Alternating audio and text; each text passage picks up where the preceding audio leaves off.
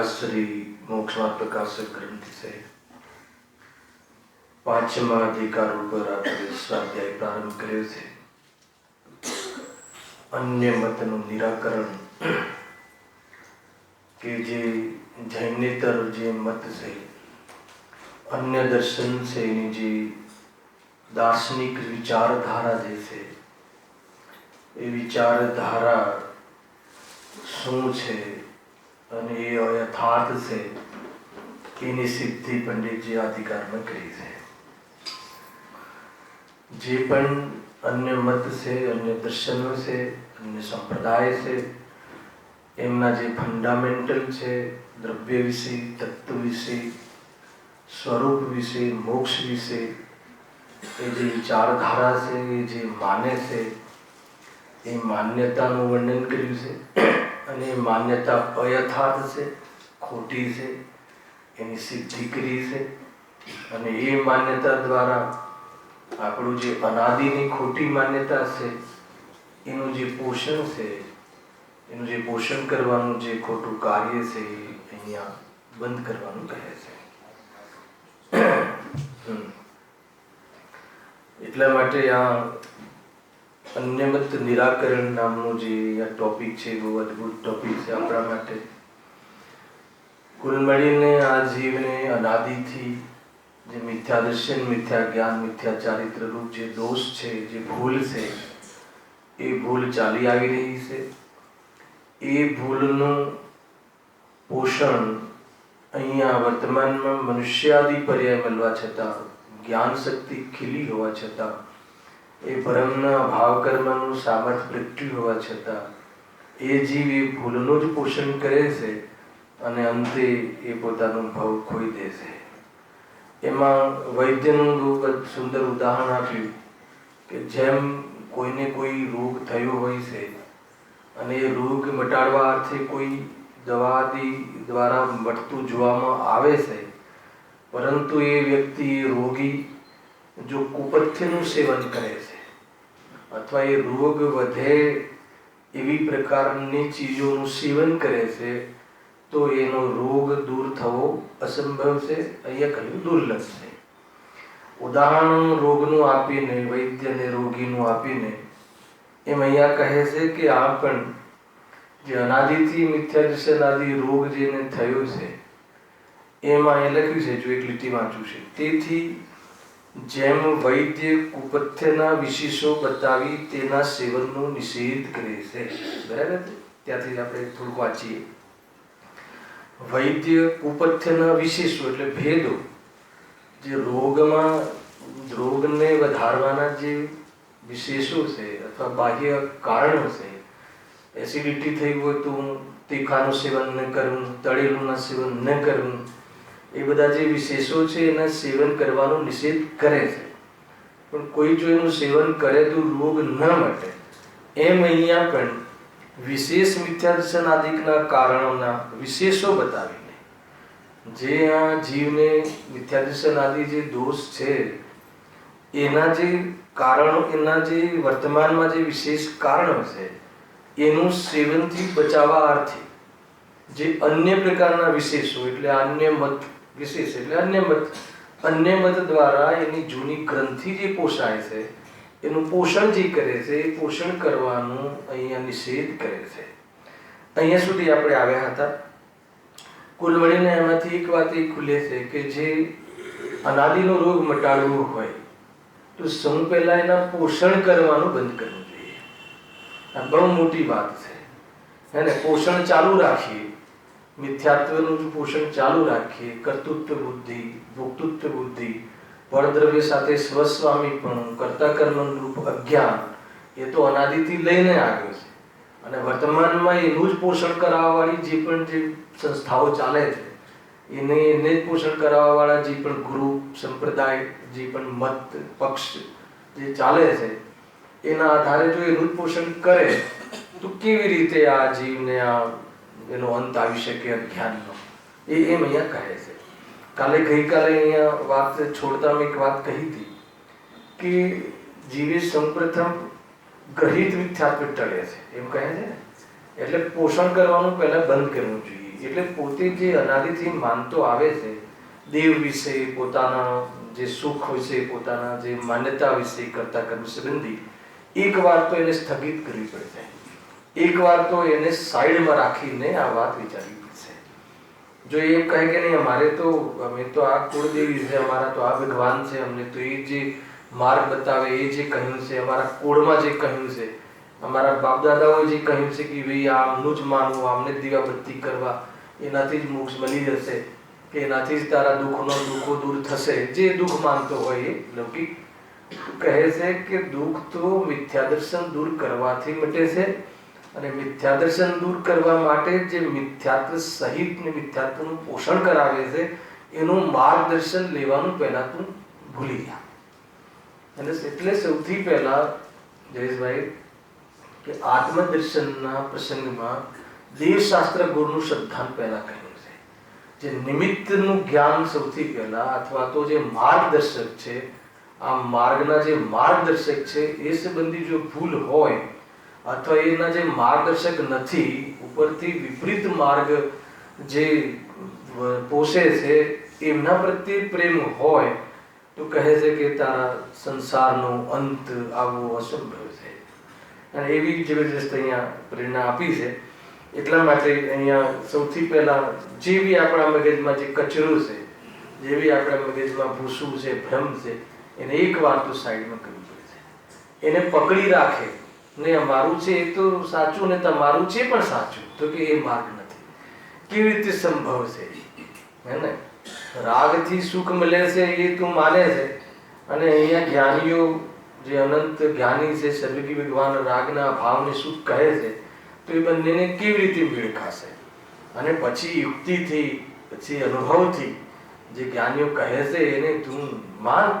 એમ નથી કે અમે કહી દીધું એટલે તું માની લે. એને પણ તું યુક્તિથી પરીક્ષા કરીને, પોતાના પરિણામો સાથે મેળવીને, અનુભવ કરીને અને પછી તું માનજે. એમ અહીંયા કહ્યું છે. જો અંતિમ પેરેગ્રાફ અહીંયા વાંચ્યું હતું ત્યાં એ ટોપિકનું, અને ગ્રહિત મિથ્યાત્વનું જે સ્વરૂપ છે, જો કોઈ બી ચીજનું સ્વરૂપ બતાવ્યું છે દોષનું, એનું નિરાકરણ શબ્દ પાછળ મૂક્યું છે હેડિંગમાં. એના નિરાકરણ કરવા અર્થે, કોઈની નિંદા કરવા અર્થે નહીં, બીજાની કોઈ પ્રકારથી એને સતાવવા અર્થે નહીં. એ એક ખાસ એ ધ્યાન રાખજો. નહીં તો જનરલી આ વાંચીને આપણે પછી એની યુટિલિટી બહારના બધી તમારા ભગવાન તો આમ નહીં, તો મિથ્યા દૃષ્ટિ છે ને, એમ નહીં. આપણા મનની અંદર કોઈ એવો મત ચાલતો હોય, એવો કોઈ પક્ષ ચાલતો હોય અને એને લઈને જે ખોટું, જે અનાદિથી ભૂલ છે એનું પોષણ કરતા હોય તો એ બંધ કરી દેવું અને પછી એ વિચાર કરવો. જ્યાં સુધી ગ્રહણ કરવાનું ચાલુ રહેશે, જે જૂનું છે એને જૂનું છે એને પોષવાનું ચાલુ રહેશે તો એ જૂનો રોગ કેવી રીતે નીકળશે? બસ આ લોજિક છે. એટલા માટે ગ્રહિત મિથ્યાત્વનો ભાવ પહેલા થાય છે. ગ્રહિત કોને કહે છે? જૂનાને પોષવું એને ગ્રહિત કહે છે. કોઈ ગ્રહિત કોઈ અલગ કોઈ મિથ્યાત્વ છે એમ નહીં.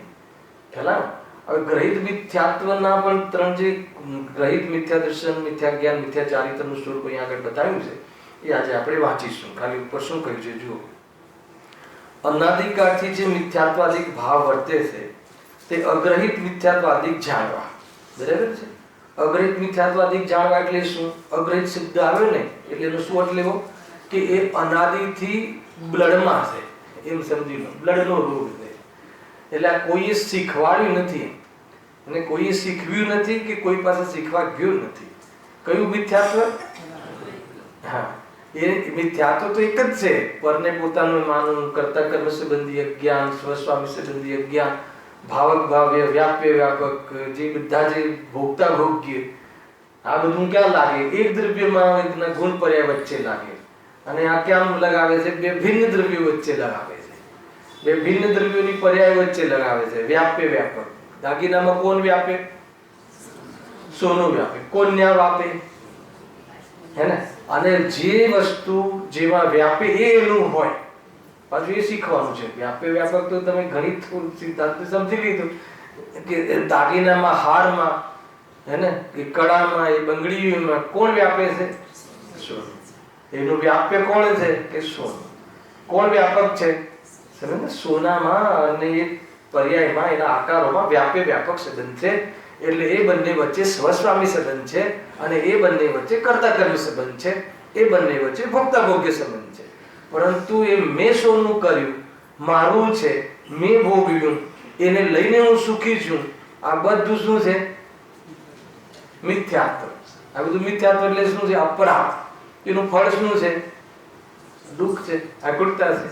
કે અમને તો એમાં આકુરતા લાગતી જ નથી. ખ્યાલ આવે કે નહીં?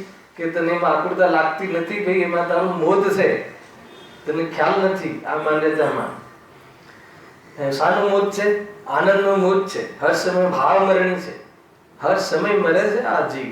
આકુરતામાં બળે છે, સડે છે, હે ને? આ જીવની દુર્દશા થઈ છે. જે સુખનો અધિકારી જીવ છે, એને સુખ ભોગવવા માટેનો જેનો અધિકાર છે, એ જીવ દુઃખ ભોગવે છે.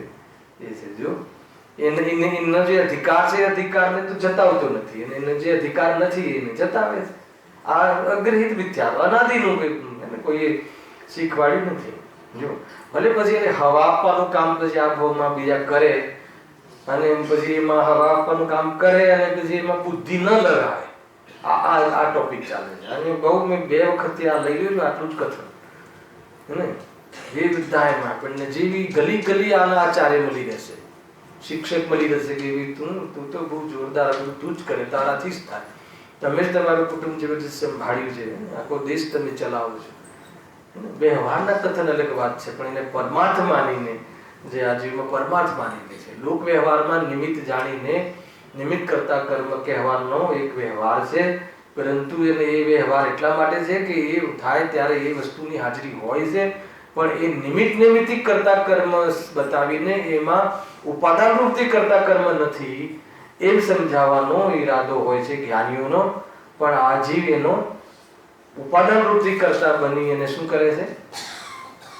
શું કરે? મજા કરે છે, હે ને? સજા કરે છે, પોતાને સજા આપે છે. કર્મ બંધની વાતો જુદી છે, તાત્કાલિક કેટલી આકુરતા. તમે જોઈ લો, આપણે મારા પ્રયોગમાં લો, આપણે ગ્રસ્ત જીવનમાં જે પણ બહારના આયોજનો છે, બહારમાં જે ઘટનાઓ ઘટે છે, અથવા જે બી પ્રકરણો આવે છે, એમાં આપણે પોતાને ઇન્વોલ્વ કરીએ છીએ, એમાં આપણને કર્તા અનુભવ કરીએ છીએ. અને કર્તા અનુભવ કરીએ છીએ તો કેટલી અપેક્ષાઓ. કોઈ આનો ક્યારે ગુડ કહે, કોઈ બેસ્ટ ક્યારે કહે, કોઈ આનું ક્યારે અમને કોઈ એનું સર્ટિફિકેટ આપે, આપણી પ્રશંસા કરે, અને કોઈ અમને બહારમાં પ્રમાણપત્ર મળે, અને એના પછી બીજાનો નંબર આવી જાય તો કેટલી આકુરતા થાય છે અને કેટલી અપેક્ષાઓ રહે છે. અને સરવાળે રહસ્ય એ છે કે એને કર્યું છે, હે ને? અને કોઈ કરી શકતું જ નથી એવો ભાવ અનુભવ કરે તો ત્રિલોક પૂજ્ય બની જાય છે. અને મેં કર્યું એમ અનુભવ કરે તો નિંદનીય બની જાય. નિંદ્ય બને છે કે નથી બનતો? એમ કહે, અહંકાર કરે છે. આજે લોકો ભલે તમારા મોઢા આગળ તમને એમ કહે દુનિયામાં આ બધું છે ને, તમે સારું કર્યું, પછી તમે જરા આગળ જાઓ એટલે શું કહે? બહુ અહંકાર છે, અભિમાની છે. ખ્યાલ નહીં હોય તમને? ભાઈ ખરેખર તો અહંકાર જ પોષે છે જીવ. જો અનાદિકાળથી જે મિથ્યાત્વાદિક ભાવ વર્તે છે તે અગ્રહિત મિથ્યાત્વાદિક જાણવા, કારણ કે તે નવીન ગ્રહણ કરેલા નથી. એની પરિભાષા બી આવી ગઈ. અગ્રહિત એટલે નવીન ગ્રહણ કરેલા નથી. એટલે કોઈના પર આરોપ આપવો નહીં. હે ને? કોણ રખડાવે છે? કર્મ કે સગા સંબંધી? ખ્યાલ આવે કે એક મિથ્યા દર્શન નામનું એક છે ને દુશ્મન, એ રખડાવે છે. તો મિથ્યા દર્શન કોણ કરે છે? સ્વયં ખોટું દર્શન કરે છે. જોવાની આદત જ ખોટી છે. જ્યાં ફૂટી આંખે દેખાય છે ને એ વસ્તુનું સ્વરૂપ જ નથી. પાંચ ઇન્દ્રિયના માધ્યમથી જે બે પદાર્થો મળેલા દેખાય છે, વસ્તુનું સ્વરૂપ જ નથી. ખ્યાલ આવે? જોરદાર છે ભાઈ. તથા તેને હવે અહીંયાથી તથા તેને પૃષ્ઠ કરવાના કારણરૂપ જે વિશેષ મિથ્યાત્વાદી ભાવ થાય છે તે ગ્રહિત મિથ્યાત્વાદી જાણવા. તેને પૃષ્ઠ કરવાની વાત.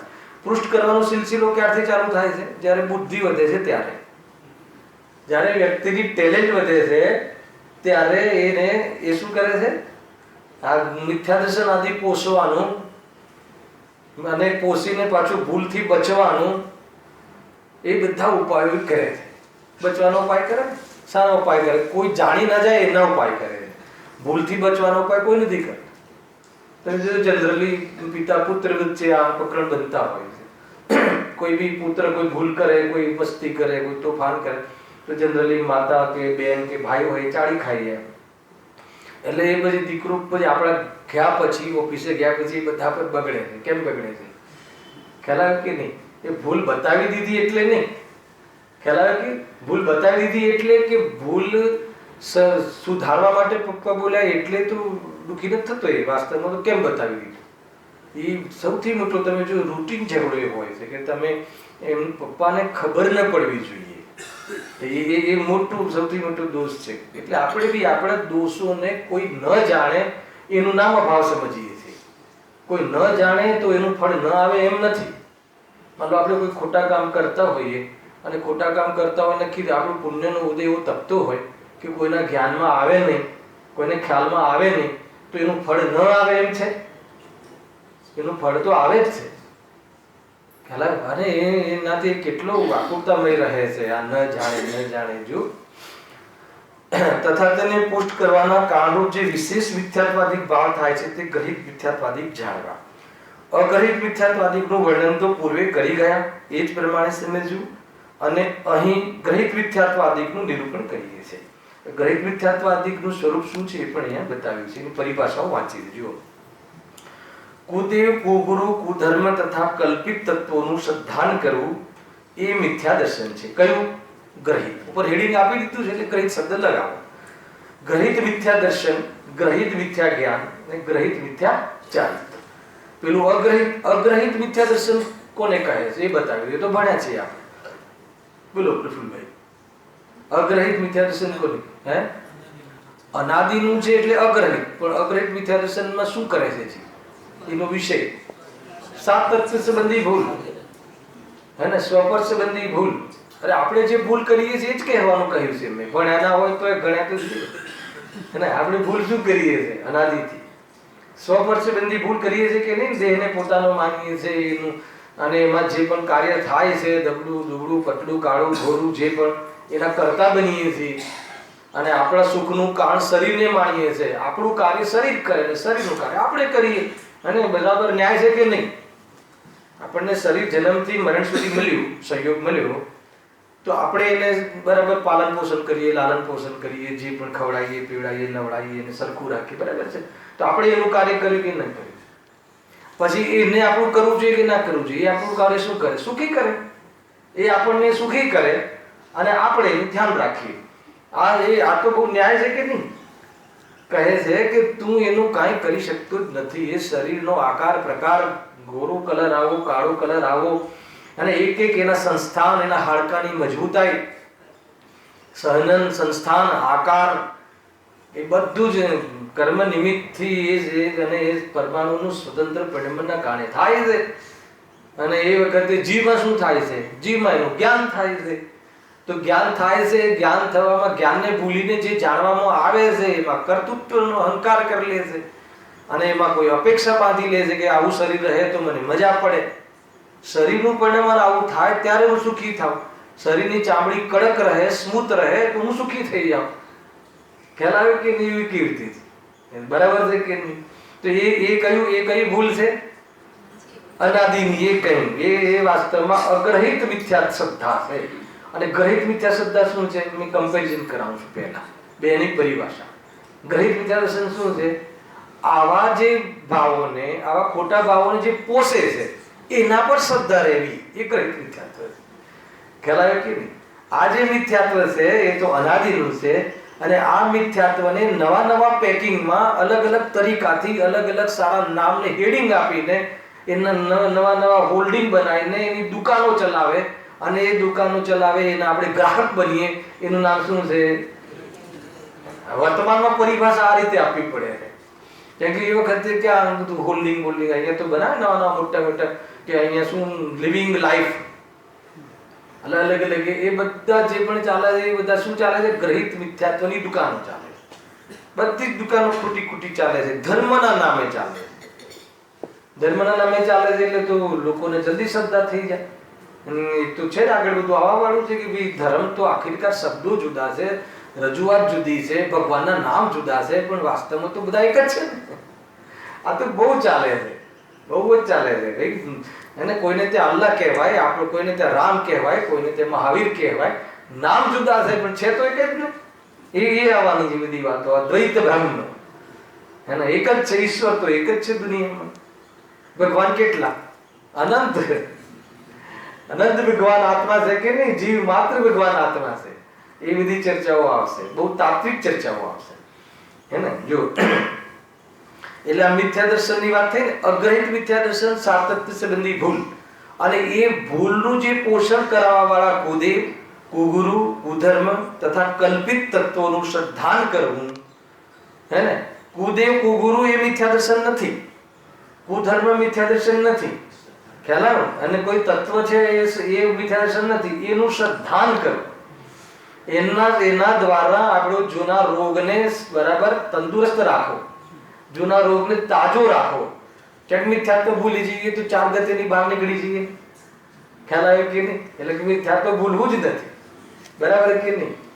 આપણો રાગ આ તમને એમ લાગતું હશે કે આપણે આવું નથી વિચારતા, આવો અનુભવ કરીએ છીએ, આવું માનીએ છીએ. ખ્યાલ આવ્યો? આપણે કોઈના પ્રત્યે રાગ ભાગ ઓછો થઈ જાય તો આપણે સાઈડમાં થઈ જઈએ સમાજમાંથી.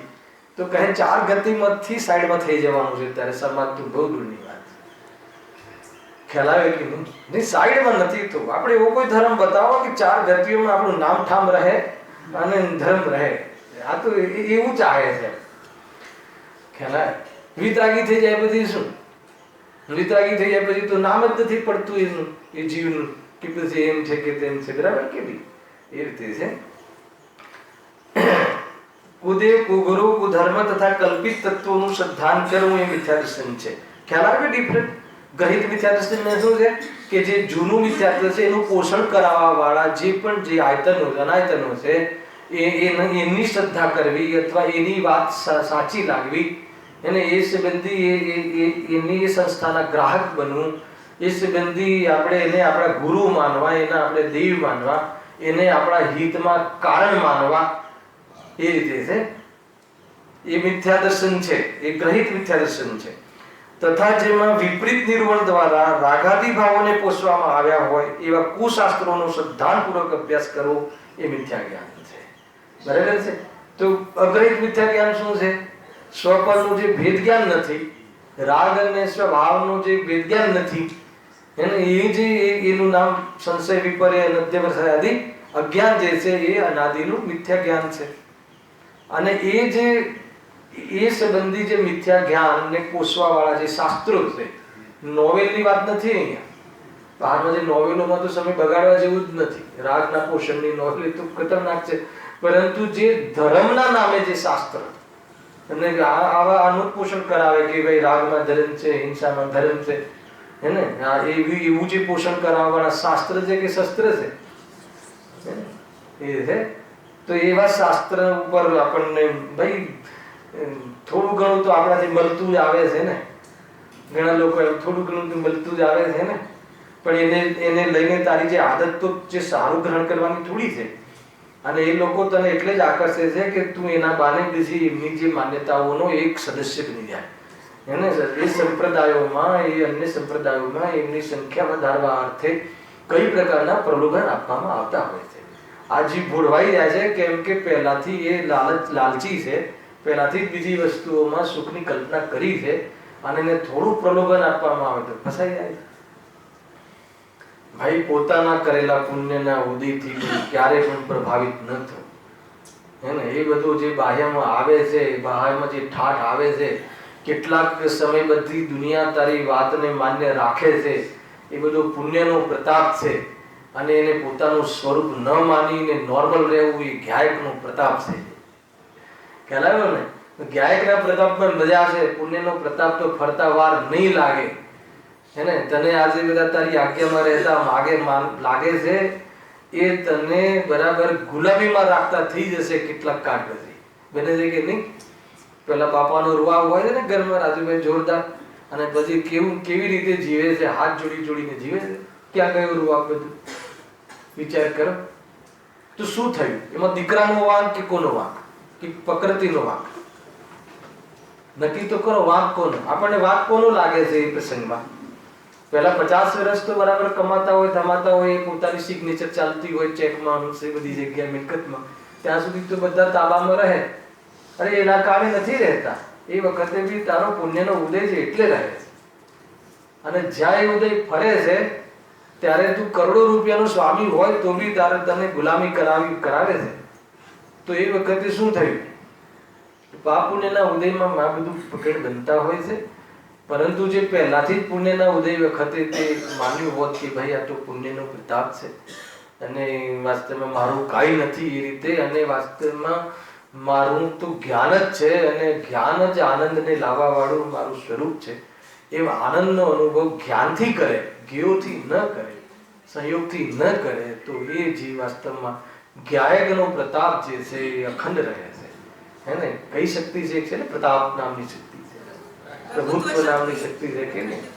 અખંડ અનુભવ આવે છે. અનંત શક્તિ છે આત્માની.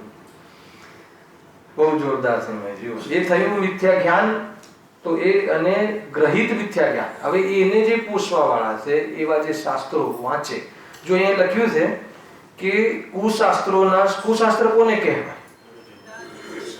જે વિતરાગતાનું પોષણ ન કરાવે, સત્યનું પોષણ ન કરાવે, એ બધા કુશાસ્ત્ર છે. કેમ કે એને શાસ્ત્ર શું કામ કહ્યું? કેમ કે અન્ય સંપ્રદાયમાં એમને પોતપોતાના શાસ્ત્ર જ કહે છે. કોઈ આગમ એટલે કોઈ આપણે જૈનોમાં જ આગમ છે એમ નહીં. આગમ તો દરેક સંપ્રદાયને પોતપોતાના આગમ હોય છે. તમે ત્યાં જશો તો એ બી કે છે અમારા આગમમાં આમ કહ્યું છે. અને આગમ તો આપની વાણી છે, પણ આપની ખબર નથી. આપ એટલે કોણ? અજંત પરમાત્મા, જે સર્વજ્ઞ છે, વિતરાગી છે, હિતોપદેશી છે, એને આપ્ત કહે. ખ્યાલ કે નહીં? તીર્થંકર પરમાત્મા આપ્ત છે.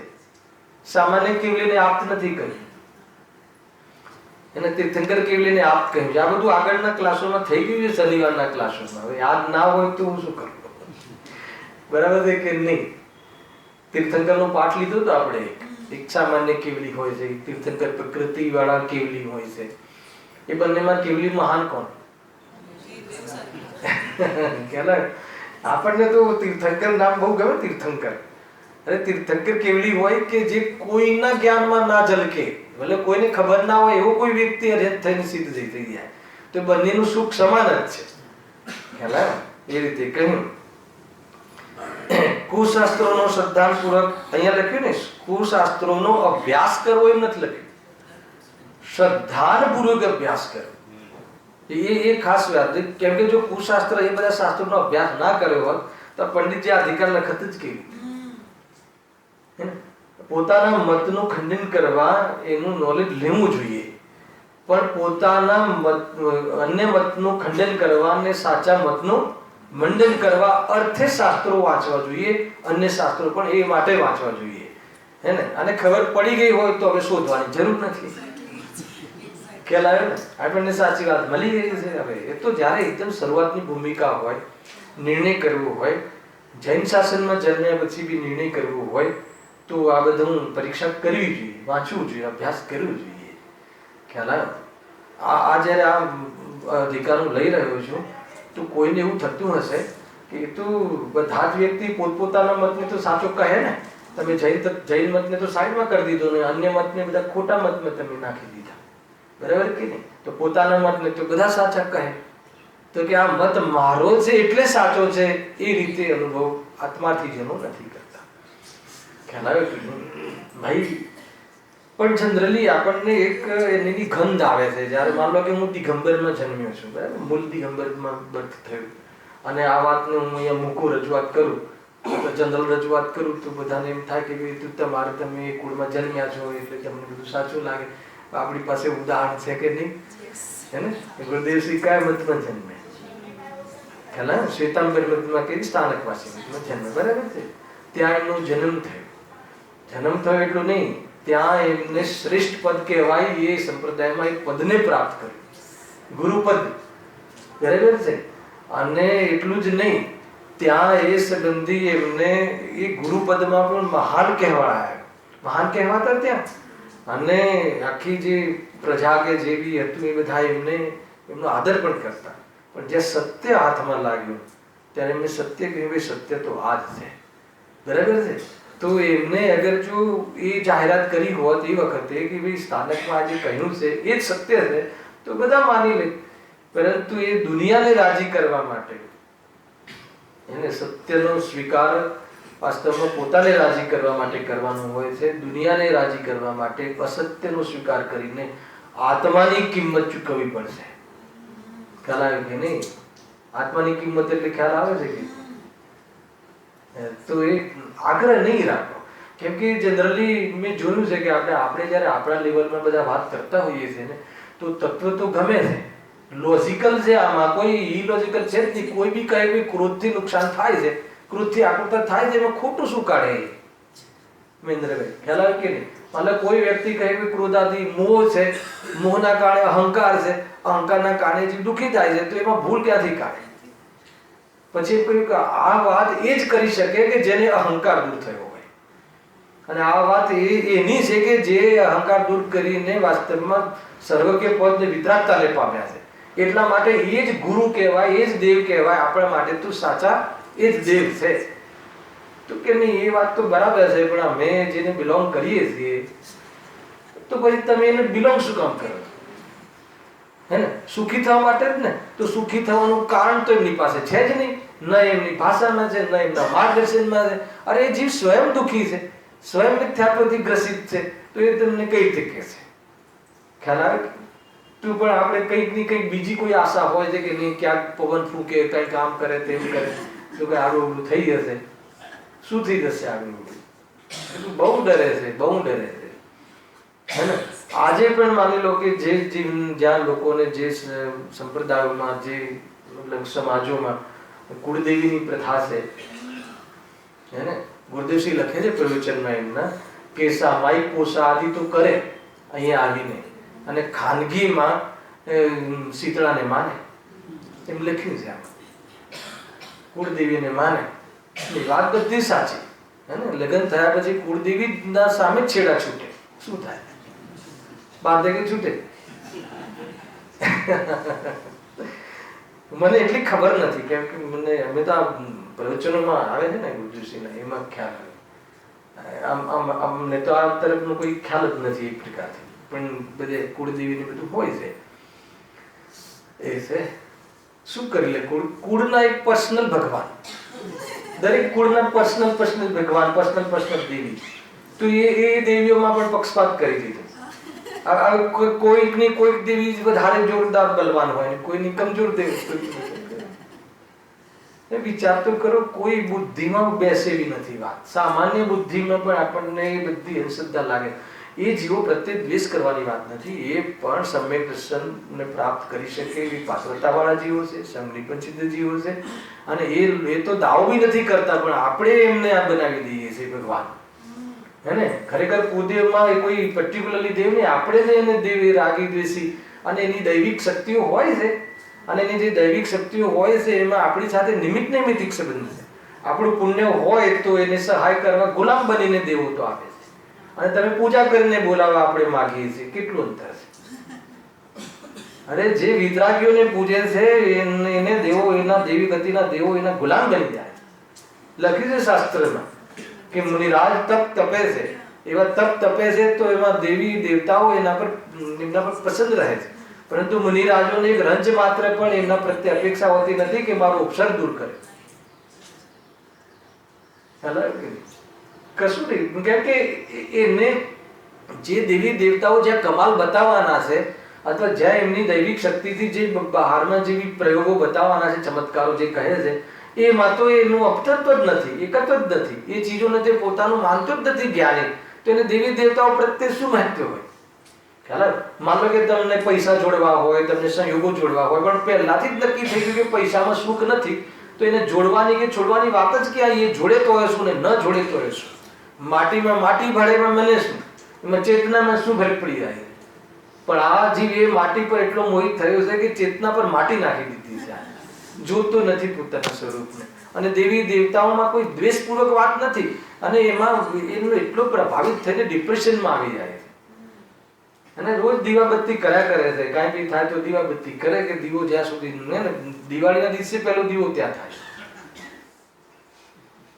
ખ્યાલ આવે કે નહીં? બહુ બહુ બહુ બહુ ગંભીરતાથી કહી રહ્યો છું. આમાં બહુ દોષ લાગે છે.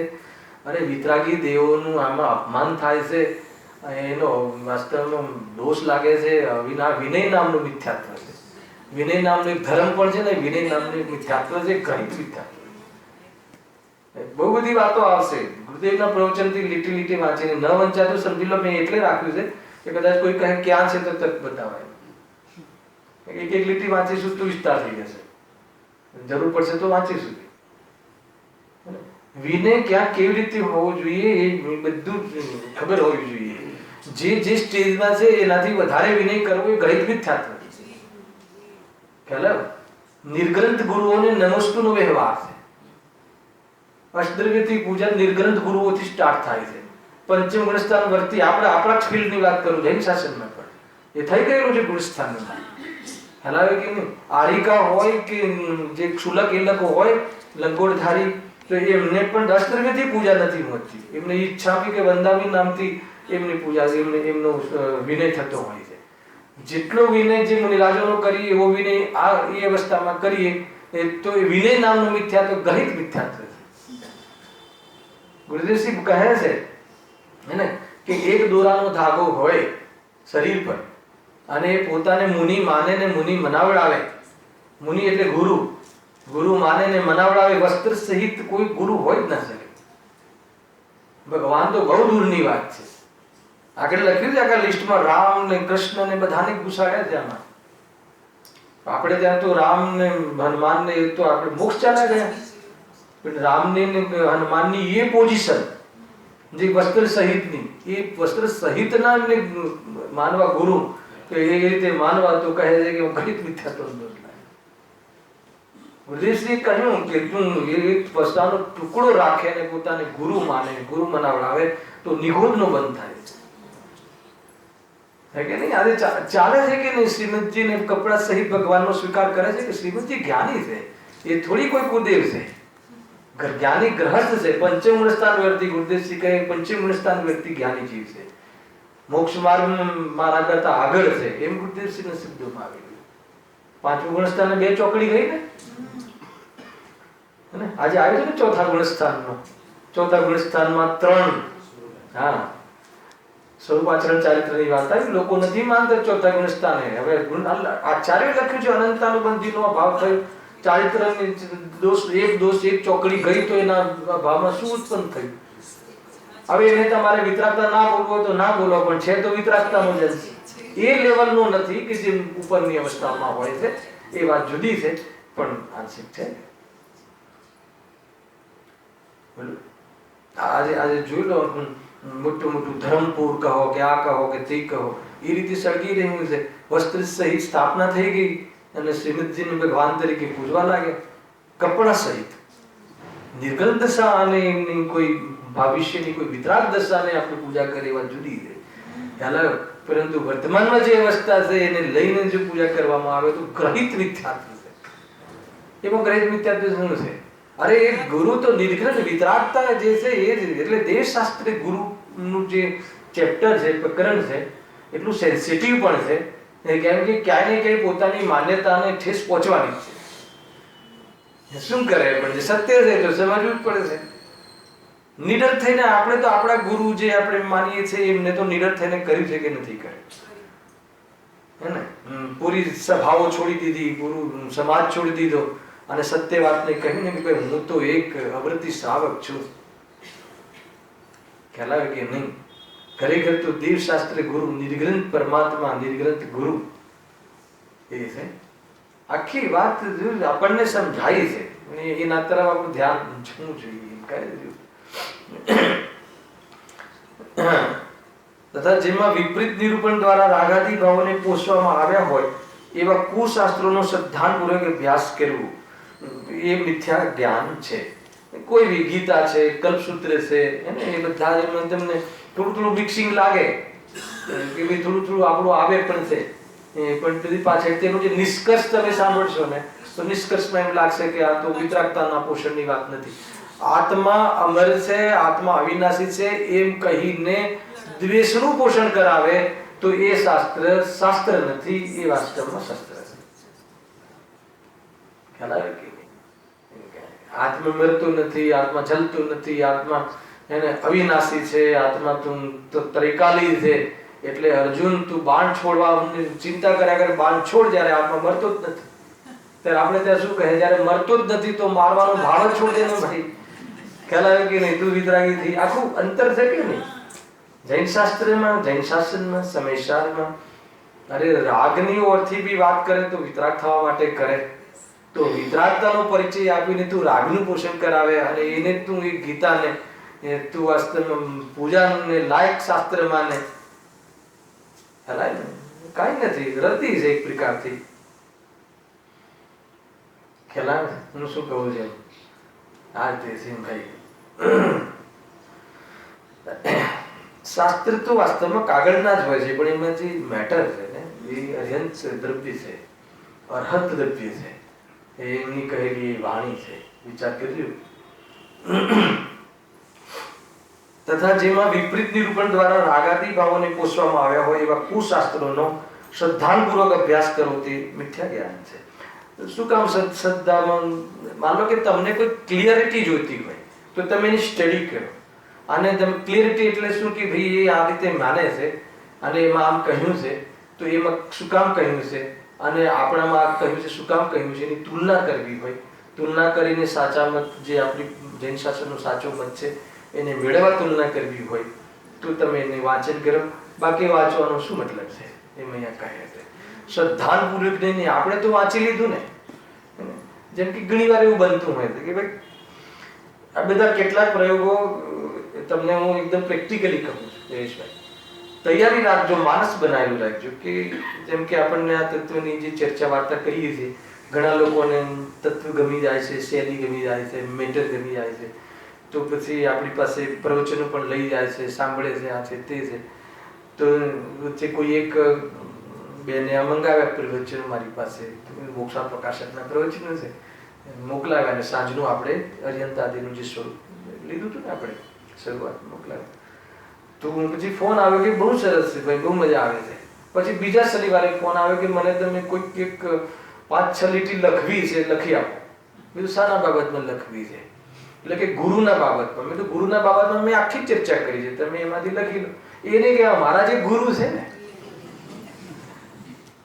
નામ આપ્યું, ભાઈ ચાલતું હશે અત્યારે કોઈ ટીમ ચાલતી હશે કે એમના વિશે અમારા જે રાજગુરુ છે કે રામગુરુ જે બી ગુરુ હશે એ ગુરુ ક્યાં છે? એટલે કે અમારે બાજુમાં કયું છે હિલ સ્ટેશન લોનાવાલા, કે ત્યાં અમારી એક પ્રોગ્રામ છે અને એ ગુરુને આમંત્રણ આપ્યું છે તો એમના વિશે મારે કહેવું છે. મેં કીધું કે એ ગુરુ જ નથી હોતા.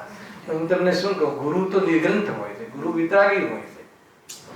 ખ્યાલ એ તમારા સાધર્મી છે, તમને શિક્ષા આપે છે, એ વાત જુદી છે, પરંતુ એને ગુરુ તરીકે તો એનો સ્વીકાર જ નથી. એટલે કહેવાનો અર્થ કે છૂટતું નથી. તો ગુરુદેવસિંહે લખ્યું છે, પહેલી લીટી વાંચું તમને, બહુ સુંદર લખ્યું છે.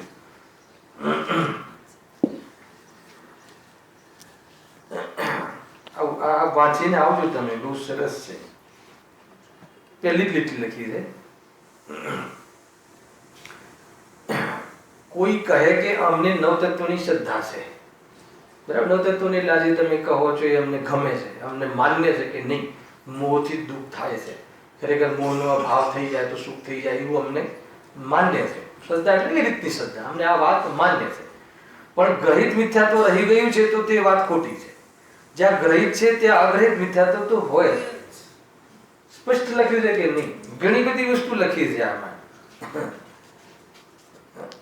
જો આ લખ્યું, કેટલાક બહેરાઓ પોતાના માનેલા સામાયિક પોષણ વગેરે કરે, એટલે અહીંયા જે આપણે સામાયિકની જે ઉપવાસ આદિ જે બી એ બધી ક્રિયાઓ બધી કરે, પણ ખાનગીમાં શીતળાને માને તે ગ્રહિત મિથ્યાત્વ લખ્યું છે આમાં. જેમ મેં તમને કહ્યું એવું ઘણી બધી વસ્તુ લખી છે, વાંચીશું હજુ આપણે ઓર એમની ચર્ચાઓ બહુ સરસ કરી છે. હા, આગળ કહે છે કે એ ગ્રહિત મિથ્યા જ્ઞાન કોને કહે છે? અગ્રહિત મિથ્યા જ્ઞાન તો ખ્યાલ આવી ગયો ને, કે જે અનાદિનું મિથ્યા દર્શન સહિતનું જે પણ જ્ઞાન છે, અથવા સપરનું ભેદ વિજ્ઞાન નથી, સ્વભાવ ને વિભાવમાં ભેદ જ્ઞાન નથી, એ બધું જ એ બંનેને એક જાણે છે, એ મિથ્યા જ્ઞાન છે, બરાબર. અને એ જે રાગને અને જ્ઞાનને ભેદ ન કરે એવા જે શાસ્ત્રો છે, એમાં રાગ આદિમાં ધર્મ મનાવડાવે, ક્રોધ આદિમાં ધર્મ કહેવડાવડાવે, યુદ્ધને ધર્મ યુદ્ધ નામ આપે, લૌકિક યુદ્ધને ધર્મ યુદ્ધ નામ આપે. મહાભારત યુદ્ધ ધર્મ યુદ્ધ છે કે યુદ્ધ છે? મહાભારત ધર્મ યુદ્ધ કહીને આવે છે તમે ચેનલોમાં, ધર્મ યુદ્ધ છે. ધર્મ યુદ્ધ કોની કોની વચ્ચે હોય? રાગ અને જ્ઞાનની વચ્ચે, એનું નામ ધર્મ યુદ્ધ છે. ખ્યાલ આવ્યો?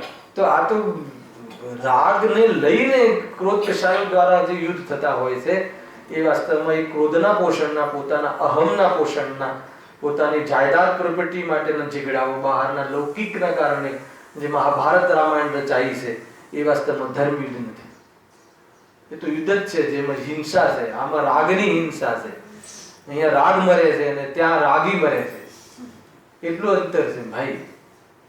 તે જીવની હિંસા થાય છે તે, એટલા માટે બહુ બધું. જો આગળ, તથા જે આચરણમાં કષાયનું સેવન થતું હોય છતાં તેને ધર્મરૂપ અંગીકાર કરો. જો શુભ અશુભ ભાવો, પાપ પુણ્યના ભાવો, એ કષાય ભાવ છે, એ મિથ્યા ચારિત્ર નથી, પરંતુ ધર્મ માનીને કરે, ધર્મ મનાવડાવે. જો પુણ્યમાં ધર્મ માને છે, એ વાત તો હવે આપણને સમજમાં આવે છે, પણ તમને ખ્યાલ નહીં, એ પાપમાં ધર્મ માને છે. આ જે ગ્રહિત મિથ્યાત્વની જે ટીમ છે, ગ્રહિત મિથ્યાત્વ વાળા જે જીવો છે, એ પાપમાં, હિંસા, જૂઠ, ચોરી, કુશી, પરિગ્રહ, જો હિંસામાં જે બલિનું પ્રકરણ ચાલે છે, બલિ આપવામાં આવે છે, ધર્મના નામે બલિ આપવામાં આવે છે. આ દેવતાને પસંદ કરવા હોય તો તારે તારા જન્મેલા બાળકનું તારે અહીંયા બલિ ચડાવી દેશે. હવે એને પ્રસન્ન કરવાનું નામ ધર્મ, અને એને પ્રસન્ન કરવા માટે બલિ આપતા નથી આજકાલ. તો વિચાર તો કરો, આપણને આ બધી ચીજોની આપણને આખેથી પ્રત્યક્ષ જોયું નથી ને, એટલે આપણને આ અંદરથી હલતા નથી. આપણે બધું બહુ ચાલે છે, હિંસા, પછી જૂઠ, ચોરી. જો તમને જૂઠ ચોરીનું બતાવું, એ જરા બેસી જશે કે જે પિક્ચરો હોય ને, ફિલ્મ, જે પિક્ચરો જોતા હોઈએ છે, એ પિક્ચરમાં કોઈ હીરો હોય, એ કોઈ જૂઠું બોલે, કાં તો કોઈ ચોરી કરે. કોને ત્યાં ચોરી કરે? ચોરોને ત્યાં ચોરી કરે. હે ને? સાવકારના ત્યાં ચોરી કરીએ એને ચોરી કહેવાય કે ચોરના ઘેર ચોરી કરીએ ચોરી કહેવાય? શું પરિભાષા છે? ચોરના ઘેર ચોરી તો કરવી જ જોઈએ. તમને અધિકાંશ લોકો તમારા પક્ષમાં આવશે. ખરા? આ જે ભ્રષ્ટ નેતાઓ છે, એ આપણો ટેક્સ તો ખાઈ જાય છે, હે ને? એ તો ચોર છે, તો એમની પાસે ચોરી કરવામાં કયું પાપ લાગે? ખ્યાલ આવે કે નહીં? આ રીતે ભ્રષ્ટ ચોરી કરતા હોય છે. જે બી મારે બતાવવાનું છે, ધર્મમાં કેવી રીતે ઘટાવે છે આ લોકો. માનો કોઈ એવો ત્યાં હીરો બતાવે છે, પછી આ રીતે જેવી કોઈ ભ્રષ્ટ કોઈ વ્યક્તિ હોય એની ચોરી કરી લે બધી, અને એ પછી અનાથ આશ્રમમાં કે મંદિરોમાં આપે, તો એને એ પિક્ચરમાં છેલ્લે બતાવે છે કે આ તો બરાબર છે, આ ધર્મ કર્યો એને છેલ્લે. તો ધર્મના નામે હિંસા, જૂઠ ને ચોરી પણ ચાલી જાય. તો એ બધું ગ્રહિત મિથ્યાત્વ છે, હે ને? સાતમ આઠમના દિવસે શું થાય છે? જુગાર. સાતમ આઠમ એ લોકોનો, અન્ય સંપ્રદાયોનો, અન્ય મતોનો સાતમ આઠમ એ ધાર્મિક પ્રસંગ છે. ધાર્મિક પ્રસંગના દિવસે અને જુગાર રમવો તો એ બધા પોષણ ખોટા થાય. નહીં, આપણે ધર્મ રીતે નથી જોડાતા પણ જુગારમાં જોડાઈ જઈએ. પછી આપણા જૈની તો બારી કાઢે શું કરે કે નહીં, આપણે ધર્મ માનવો નહીં પણ આપણે તો જે 2-5 હે ને જે કમાઈને નીકળી ગયા. જુગારમાં પુણ્યથી કમાય છે કે ચાલાકીથી કમાય છે? ખ્યાલ કોઈને કશું ખ્યાલ નથી ભાઈ, હે ને. અરે જો શિવ જયંતિના દિવસે જુઓ ભાંગ પીવાનો નશો, અને એ નશો પણ ધર્મના નામે કરાયો. ખ્યાલ એ શિવને રાજી કરવા માટે, પ્રસન્ન કરવા માટે ભાંગનો નશો કરતા હોય. સ્પેશિયલ ભાંગની પાર્ટીઓ હોય છે.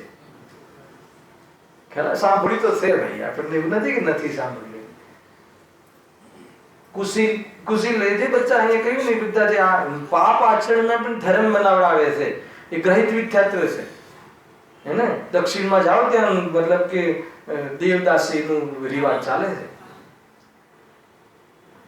યુવાન છોકરીઓને દેવની દાસી બનાવી દે. દેવકન્યા એટલે બધી લગ્ન ના કરી શકે. હવે તમે સમજી શકો છો કે એનું શું એક પ્રકારથી વેશ્યાનો ધંધો ત્યાં એ પ્રમાણે પોસાય છે. નામ ધર્મનું, અને બધા પાપના નામે પણ ધર્મની પ્રવૃત્તિ, પાપાચરણમાં પણ ધર્મ માનીને કરે છે, પુણ્ય આચરણ પણ ધર્મ માનીને કરે છે. એ બધું ઘડીક વિખ્યાત છે. ઘણી વાર રજૂઆત કરતા હોય ને, ઘણી વાર બહુ વિરોધ બી કરું છું કે નહીં પેલા આવે ને પૈસા માટે આપણે મંદિરોના ને જે બી આપણે, એ તો એ વખત તો કોઈ પ્રશ્ન જ નતો. એમાં તો ટાઈમ હતો બગાડતા જ નહીં. અત્યારે તો પછી કેવી રીતે જો કેવી રીતે ઘૂસે છે, હે ને. તું એક દોગે તો લાખ દેગા, એ વાત બધી આ સ્ટેજ પર થોડી શોભે.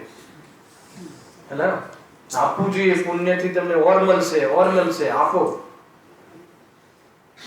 ખ્યાલ આવે કે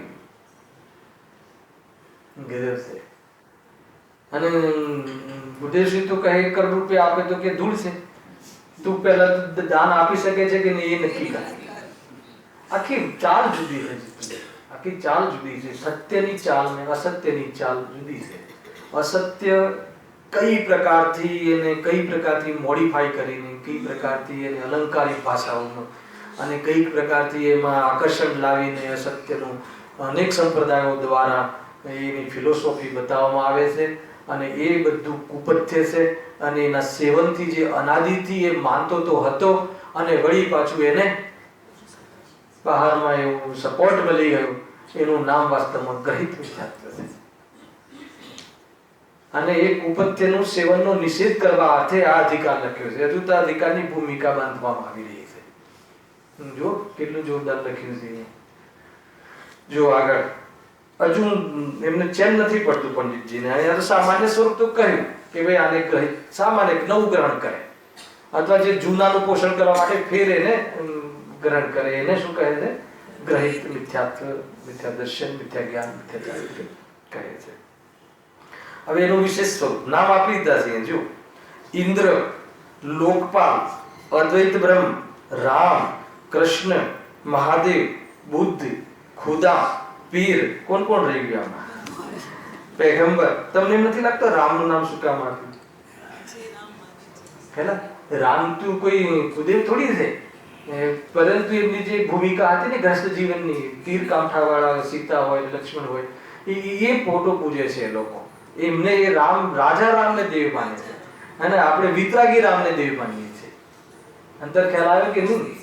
યોગી રામ, વિતરાગી રામ, એમને આપણે દેવ માનીએ છીએ. અને એ જે રાગી અવસ્થા હતી એને દેવ માને છે. એટલે આમાં લખ્યું પંડિતજીએ. બરાબર છે.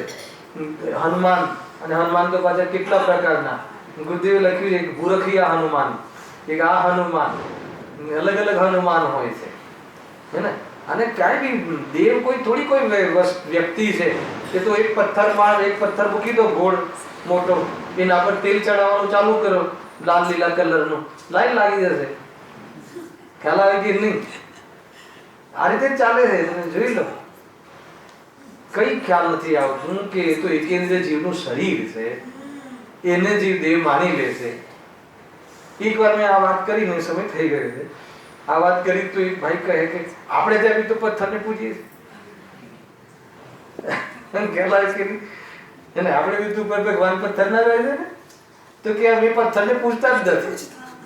અમે તો એમને એટલે સ્થાપના નિક્ષેપ નય નિક્ષેપ પ્રમાણ નય નિક્ષેપ આ ન્યાયના વિષયો અને દેવશાસ્ત્ર ગુરુ આ વસ્તુ ક્લિયર હોય તો ધર્મમાં પ્રવેશ થશે, નહીં તો નહીં થાય.